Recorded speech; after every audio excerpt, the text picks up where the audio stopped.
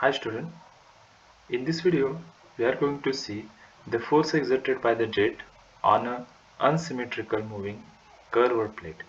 Okay, so this is the general form of any velocity diagram.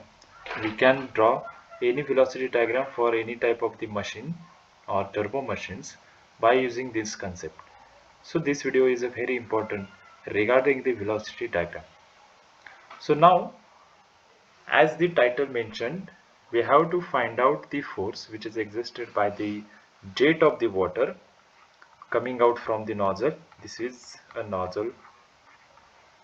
We have to find out the force exerted by this particular water jet on a unsymmetrical and moving curved plate.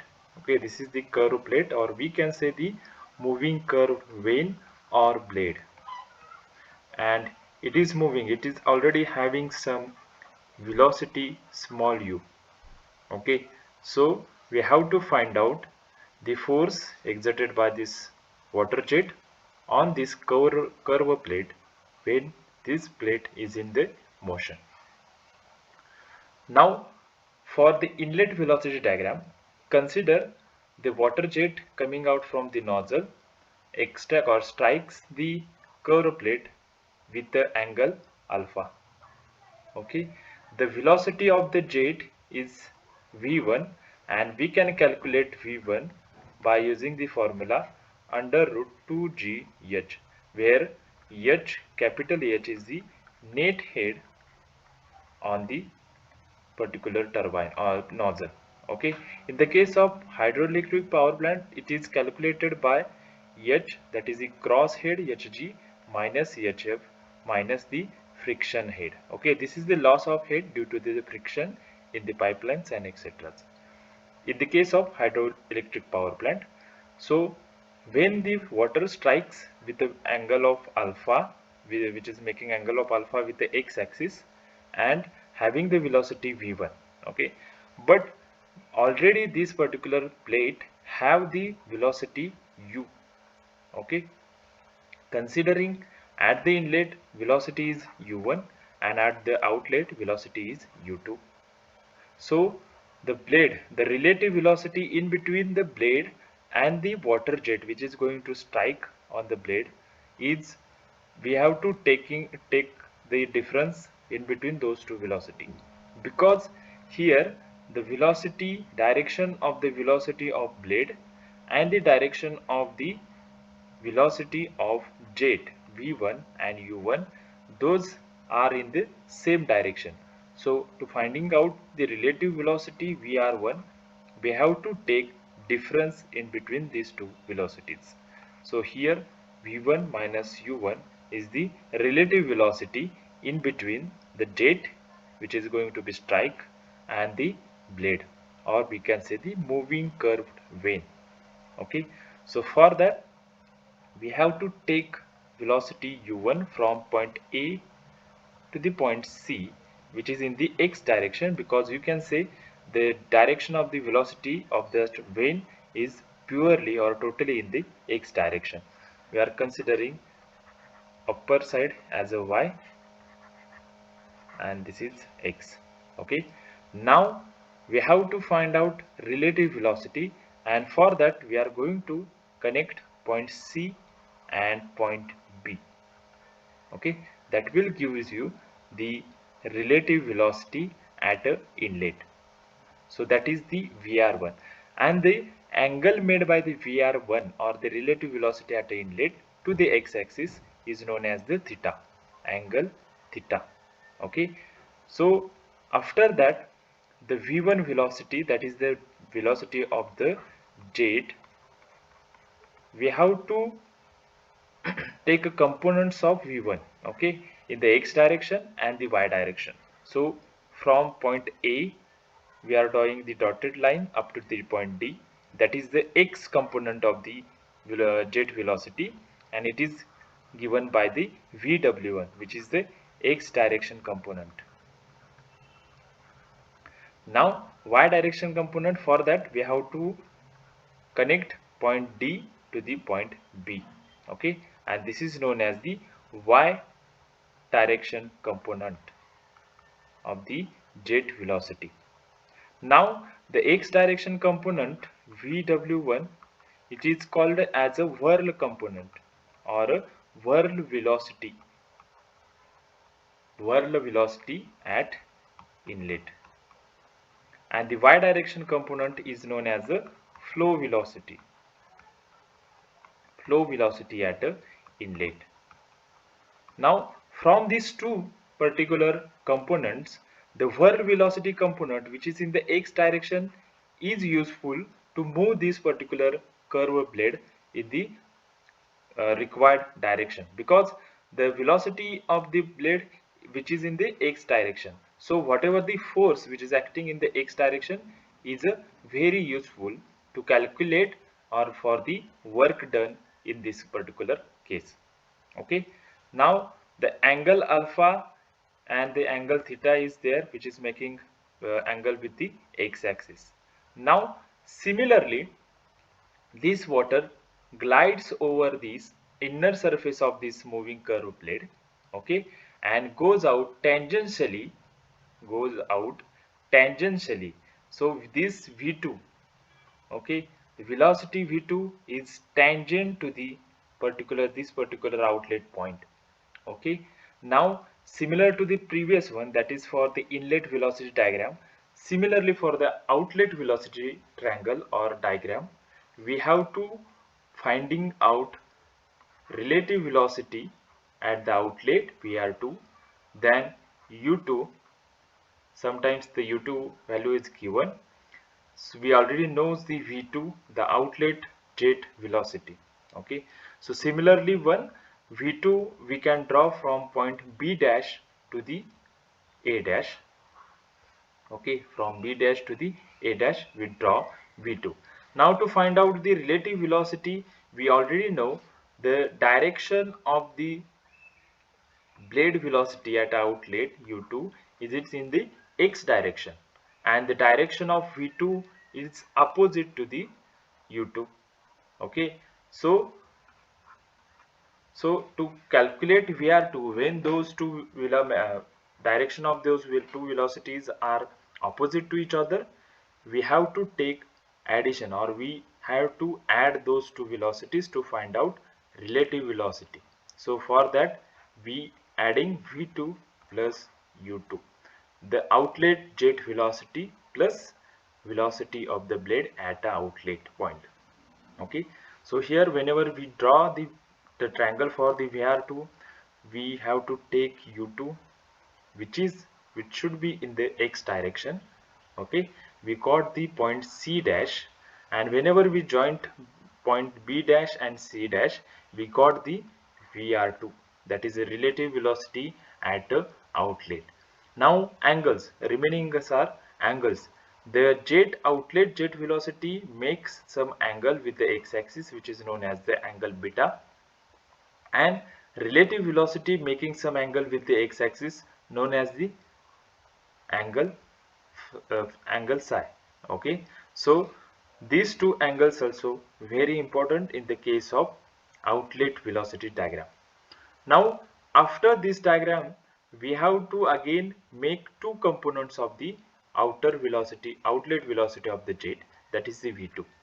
Similar to the previous one, we are taking the x component VW2 by joining the point A dash and D dash, and taking the y component VF2 by joining the point B dash and D dash. Okay, so in this case also VW2 is causing the some work, useful work done, because to done some work, the direction of that particular vane or the blade should be in the x direction. So only the x direction component is used or useful to carry or form some work done, useful work done in this particular case. So these are the two outlet velocity diagram and inlet velocity diagram for the unsymmetrical moving curve plate. Okay, here the angle theta and phi are the different one. Okay, so this is the inlet and outlet velocity for the unsymmetrical moving plate. Now we will see the nomenclature. This is the nomenclature for this particular case, whereas V1 is the absolute velocity of the jet at the inlet, U1 is the velocity of the vane or blade at inlet, VR1 is the relative velocity of the jet and the plate at inlet, alpha, that angle between the absolute velocity of the jet and the x-axis, is known as the guide blade angle at inlet. Okay, so this is the guide blade angle at inlet, means it is the angle between the direction of the jet and the direction of the motion of the plate at the inlet. The angle made by the relative velocity with the x-axis is known as the vane angle or blade angle at inlet. Okay, so these are the angles. After that, x and y components. Okay, we already know these are the x and y component of the jet velocity, absolute jet velocity, and it is also called as a velocity of work at a inlet and velocity of flow at a inlet. Similar to the inlet conditions or the inlet nomenclature, there are the outlet nomenclature.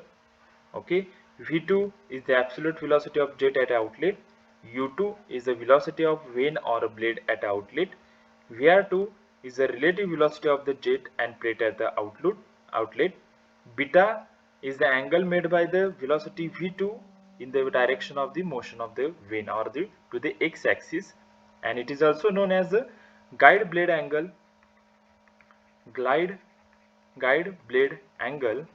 at outlet.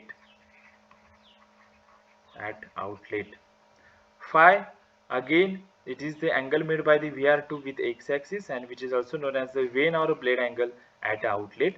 And similar to previous one, inlet one, we can do or taking the x and y direction components of the V2, absolute outlet velocity velocity of the jet, that is also known as the velocity of whirl at outlet and velocity of the flow at the outlet. So this is the nomenclature to the previous velocity triangles.